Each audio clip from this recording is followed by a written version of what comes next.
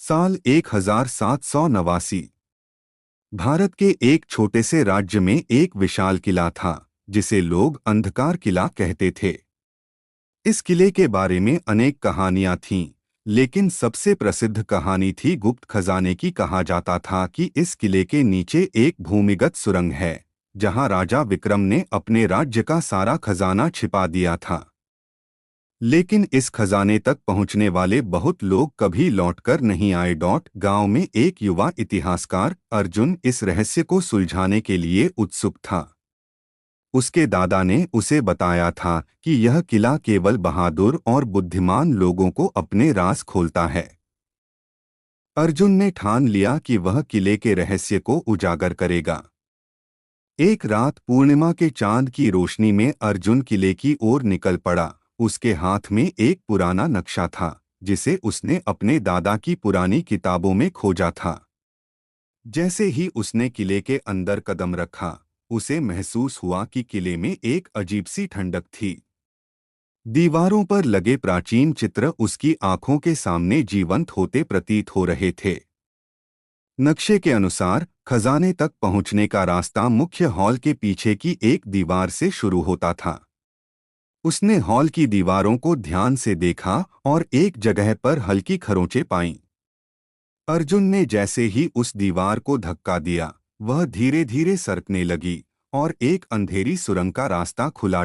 सुरंग के अंदर घुसते ही उसे महसूस हुआ कि वह किसी जाल में फंस गया है। दीवारों पर उकेरे गए रहस्यमय चित्र और अजीब प्रतीक उसे और अधिक चिंतित कर रहे थे।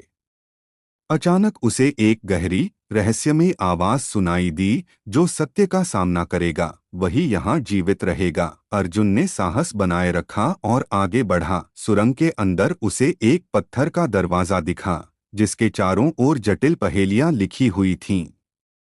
पहली पहेली थी, जो न दिखे पर हर समय हो, उसे खोजो। अर्जुन ने तुरंत उत्तर दिया। वक्त दरवाजा थोड़ा खुल गया।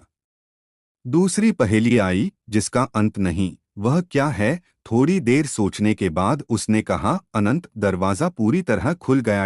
अंदर उसे सोने और जवाहरात से भरे बक्से दिखे, लेकिन इससे पहले कि वह उन बक्सों को छू पाता, एक साया उसकी ओर बढ़ा। यह एक रहस्यमय योद्धा था जो खजाने की रक्षा करता था।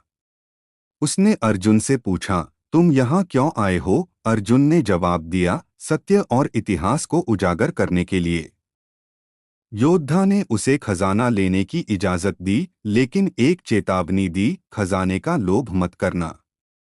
इसे अपने ज्ञान और दूसरों की भलाई के लिए उपयोग करना। अर्जुन ने केवल कुछ पुरातात्विक सामग्री ली और गांव लौट आया।